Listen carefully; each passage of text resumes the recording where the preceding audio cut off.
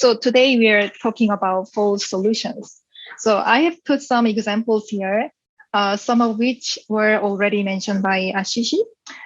So there's clean coal, which claims to be green with some chemical refining. There's nuclear power, which you all know about, carbon capture and sequestration, as discussed before. And I've put some waste-related full solutions here, just such as waste to energy, plastic to fuel, biomass, incineration, and coal processing in cement kilns, and chemical recycling. You might have heard about all or some of these, and there are so many other full solutions out there. Something common about them is that full solutions distract us from tackling the issue from the source and lock us into decades of dirty energy and perpetuation of overproduction and consumption. Because I work on waste issues myself, I'm going to address the connection between green finance and full solutions with examples of waste treatment technologies. Next slide, please. What you are seeing here are technologies that burn waste as an energy source.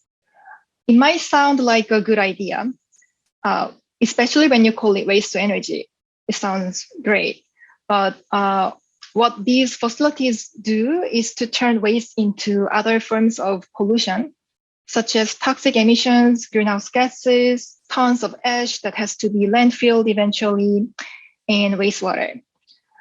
And even with most advanced technologies, they can't make waste magically disappear.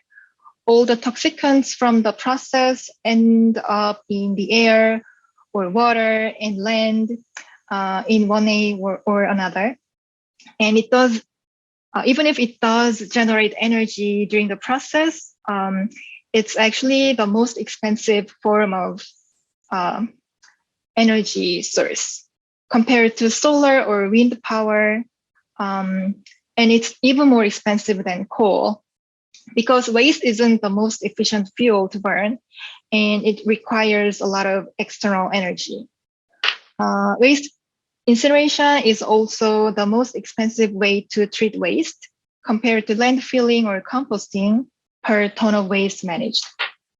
And the second picture is refuse-derived fuel, which is basically these little pellets made of waste that are usually burned in cement kilns. So the consequences of this practice are similar to those of conventional waste incineration. And the third picture is a chemical recycling facility, or sometimes we call them plastic to fuel. So they usually refer to technologies that break down used plastic into either fuel or building blocks for new plastic. But in reality, most of the existing so-called chemical recycling plants produce waste-derived fuel, which is burned on-site or as a product. Essentially, the process just adds one more step to burning waste, which also raises the same sets of concerns and questions as waste incineration. Next slide, please. So let's talk about money now. We talked about how polluting and cost ineffective these waste burning technologies are, but the world has been spending a lot of money on these full solutions. We have an example from Vietnam, a waste energy incinerator that cost about $305 million to build, just to build. A facility in Michigan in the States cost the local residents over $1.2 billion until it got shut down in 2019. And as of 2017, more than $2 billion have been wasted on plastic to fuel projects. And if we look at Asia, ADB already wasted $500 million on 8 facilities in China, Thailand, Vietnam, Maldives, Marshall Islands, and Uzbekistan. ADB funds waste to energy incinerators as a clean energy project, and they spent more than $23 billion on such quote unquote clean energy projects. Next slide, please. So why do things like these happen? There can be a lot of different reasons, and I wanted to share our theories with you. So let's think about a jar as an example of full solutions, and a group of waste pickers who collect waste and recycle as an example of real solutions that we need. So first, funds usually go to big industry entities that are already established because many zero waste businesses or waste picker groups are not sufficiently organized. The big capital intensive incinerator project would require hefty investments, whereas zero waste initiatives are usually decentralized, smaller scale. Another reason is that big incinerator projects are seen as a private investment opportunity, while waste management remains in the domain of public service. Also, a very important aspect here is who has the power to control data and narrative. As Ashish mentioned a little bit, big corporations can easily influence institutions and academia for different regulations and methodologies. So for them, it's much easier to justify their funding proposals. I saw one study that looked into how there are more than 100 definitions of circular economy.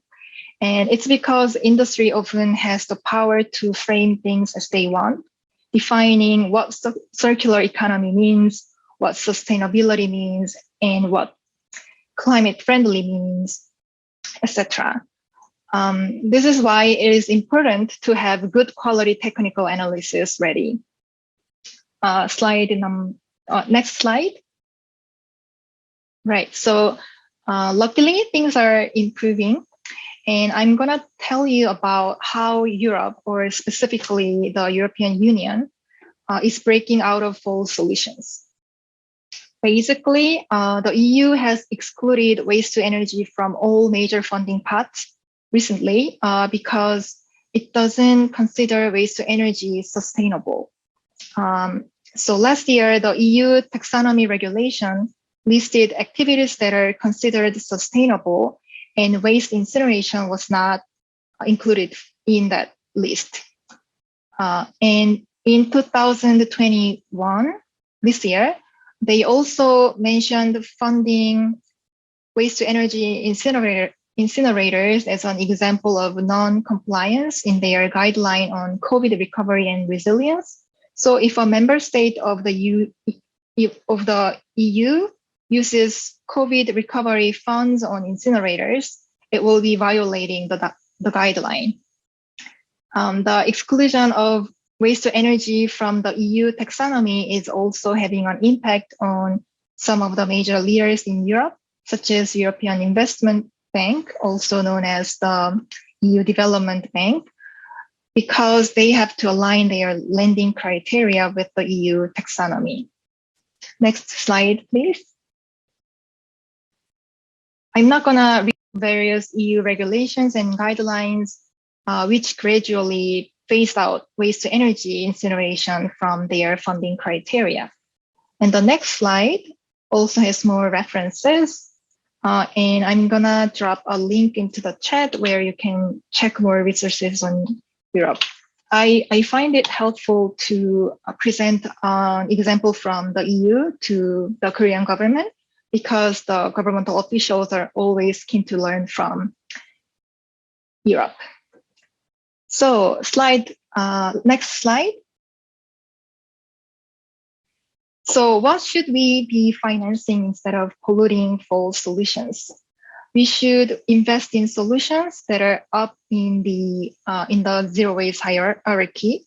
You can see on the right side.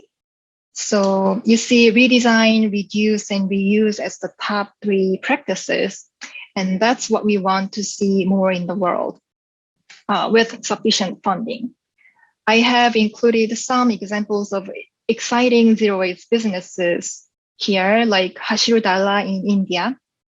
I don't know if you can read, but they are a great waste picker group who does a lot of collection, recycling, and consulting for zero waste events. You can read more about these initiatives in the resources that I'll be putting in the chat.